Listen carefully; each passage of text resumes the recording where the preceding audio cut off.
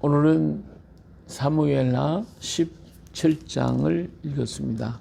사무엘하 17장은 아이도벨의 모략을 어리석게 해달라고 기도했던 다윗의 기도가 응답되어서 아이도벨의 모략이 이루어지지 아니하고 패함으로 인해서 그가 죽게 되는 것을 여기서 보여주고 있습니다. 자, 아이도벨이 압살롬에게 이렇게 얘기하죠. 나에게 사람 12,000명만 주십시오. 그러면 내가 가서 오늘 밤에 가서 다윗의 이들을 추격해가지고 그가 고나고 힘이 빠질 때 그를 갖다가 제압해가지고 다윗 왕을 죽이겠습니다. 이렇게 얘기를 했어요. 압살롬이 들어보고 그 가지고 함께 있던 장로들이 다 들어보니까 야, 아이도벨은 모략이 옳겠구나. 그래서 보내려고 그랬는데 이때 압살롬이 갑자기 생각이 난 게 후세를 좀 불러봐라. 그래서 후세를 불렀어요. 후세에게 얘기하죠. 자, 너도 한번 얘기해봐라. 후세가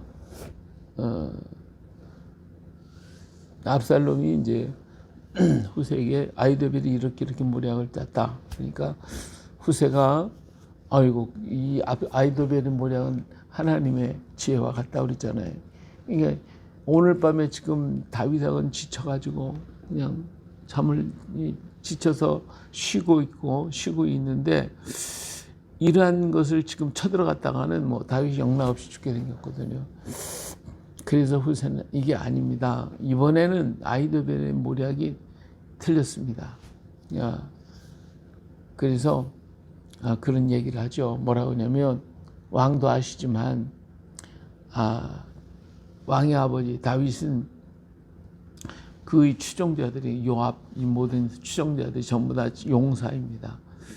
지금 곰이 새끼를 뺏긴 것 같이 막 불이 나가지고 지금 그냥 그러고 있는데 만일에 우리가 공격에 들어가다 보면 그들이 어느 곳에 이 아버지가 전략가이고 또 전쟁에 유능한 사람이고 밑에 수하의 장수들도 강한데 만일에 갔다가 그들이 기습으로 공격을 당하거나 우리가 당하게 되면 그러면 아무리 이 사자 같은 마음을 가지고 지금 갔다 할지라도 몇 사람이 쓰러져 죽게 되면 마음이 약해져가지고 뒤로 물러가게 될 것입니다. 그러니까 제가 하는 모략은 이렇습니다. 그러지 말고 저 이스라엘 저 단에서부터 시작해서 온 이스라엘 사람을 전부 모아가지고 다 전쟁에 나가가지고 그냥 그가 있는 곳에 가서 마치 이스라엘 땅에 내린 같이 그냥 그에 덮쳐가지고 하나도 남겨두지 말고 다 진멸해 버려야 됩니다. 만일에 그 어느 성에 들어가서 숨었다면 하여튼 밧줄을 갖다 그 성을 갖다 끌어내 가지고 물에다 집어 던져 버려야 됩니다. 이런 식으로 공격을 해야 됩니다. 이렇게 얘기를 하니까 가만히 압살롬과 그 장로들이 들어보니까 이번에는 후세의 말이 옳은 것 같아요. 그래서 아이도벨의 모략이 아니라 후세의 모략을 따르기로 작정을 합니다. 그래가지고 이 후세는 이 얘기를 하고 빨리 나와가지고 제사장 사독과 아비아를 제사장에게로 달려가서 이 이스라엘 압살롬과 이스라엘 장로들이 이렇게 계략을 내가 아이도벨이 세웠고 나는 이렇게 계략을 세웠으니까 만일에 아이도벨의 모략대로 된다고 하면 그러면 오늘 밤이라도 이 요단을 건너가지 않으면 그들을 공격할 테니까 빨리 밤이 되기 전에 밤이 지나기 전에 요단을 건너십시오. 그러면서 이렇게 전달을 하게 됐어요. 자, 그래서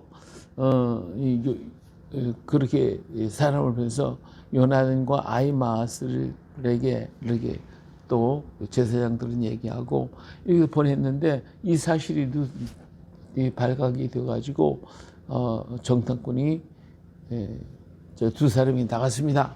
그런 얘기를 들었단 말이에요.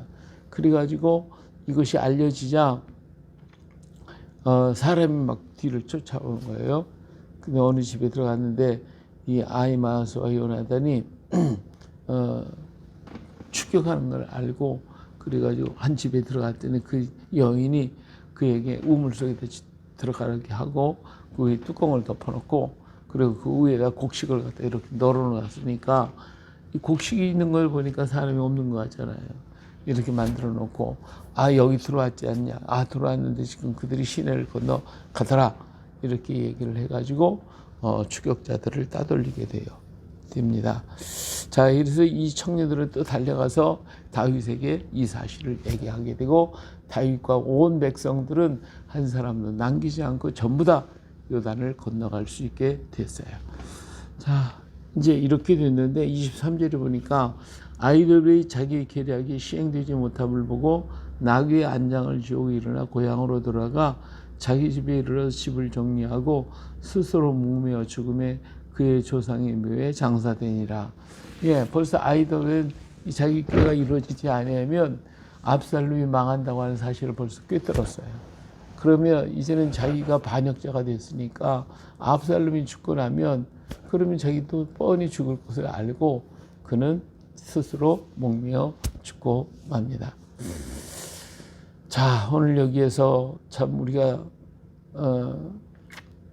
이런 모습을 보는데 아무리 지략가가 있다 할지라도 지략가라도 하나님의 뜻에 합당한 그런 지략을 피지 아니하고 하나님을 무시하고 자기 지략을 가지고 자기 생각대로 반역자를 돕고 반역자와 함께 했던 이 악한 계획자 아히도벨은 결국은 하나님이 패하신 바가 되었어요. 압살롬과 같이 했던 그들이 반역했던 아히도벨의 모략을 듣지 아니하고 후세의 모략을 듣고 그리고는 결국은 자기들 스스로 몰락의 길로 가고 있는 것을 볼 수가 있습니다.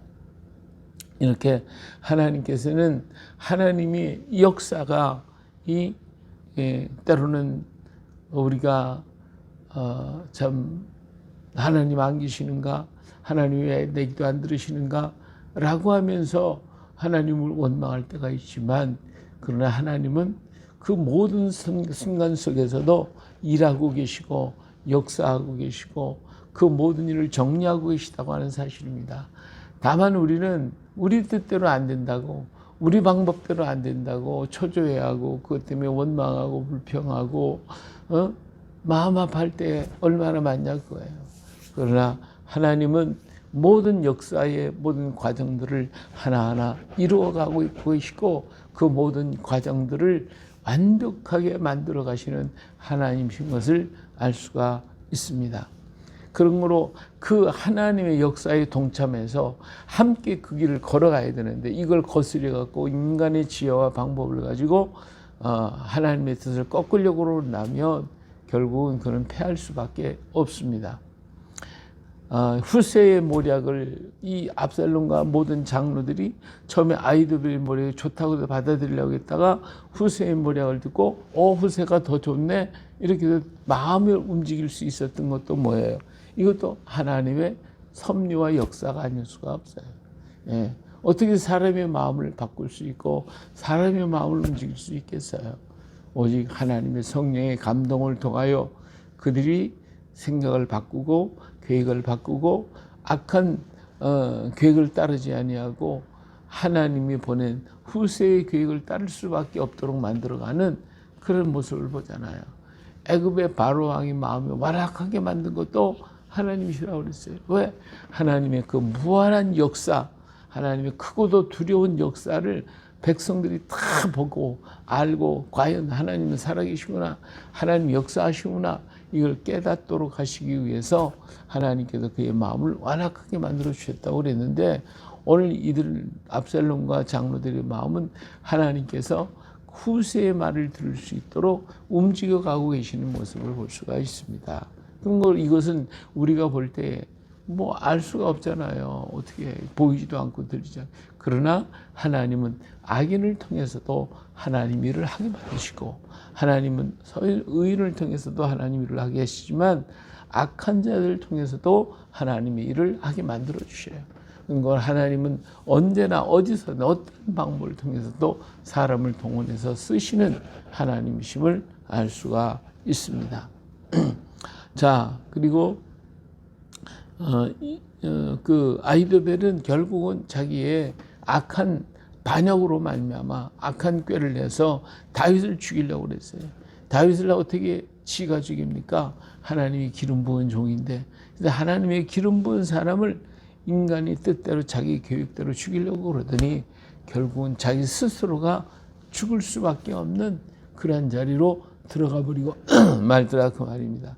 그런 거로 오늘 우리가 내 지혜가 아무리 크고 똑똑하다 할지라도 거기에 의존하지 말고 하나님께 물어보며 하나님을 또 기도하고 하나님이 과연 원하시는 바가 무엇일까? 하나님이 뜻하시는 바가 무엇일까? 우린 잘 분석하고 깨달을 줄 알아야 돼요. 그래서 그 뜻대로 우리가 순종하며 걸어가는 믿음의 일꾼이 되어야 할 줄로 믿습니다. 자, 여기에 또 한 사람 나오는데, 마나미에 이르렀을 때 라파 사람 나하스의 아들 소바와 로데발의 사람 암미엘의 아들 마길과 노글리 길르앗 사람 바실레가, 이렇게 나와요. 이 바실레가 이들을 총동해 가지고 그 수없이 많은 음식과 그리고 왕이 누울 수 있는 침상을, 그냥 그 침상을 들고 오니 참 대단하죠. 이러한 것들을 다 가지고 와서 돕는 것을 봅니다. 오늘 우리는 패하고 보잘것없는 것 같아도 하나님은 돕는 자를 보내셔요. 돕는 자를 보내가지고 어떻게 한 모습을 통해, 어떤 방법을 통해든지 하나님은 도우셔서 그 역사를 마침내 이루시도록 하신다, 그 말이에요. 오늘 또 내가 완전히 패한 것 같고 없는 것 같을지라도 가만히 주위를 돌아보면 나를 돕는 자가 있고, 나를 위해 기도하는 자가 있고, 나를 위해서 애쓰는 사랑하는 자들이 있다는 사실을 우리는 깨달아야 돼. 그래서 그들에게 실망 주지 말고, 우리가 스스로 낙심하지 말고, 포기하지 말고 끝까지 달려갈 수 있어야 돼. 하나님의 사랑을 받는 자, 하나님을 믿는 자, 하나님을 의지하는 자는 복 있는 사람입니다. 하나님이 그를 절대로 버리지 아니하십니다. 어떤 손길을 통해서인지 돕는 손길을 주셔서 그 일을 이룰 수 있도록 만들어 가시는 하나님입니다.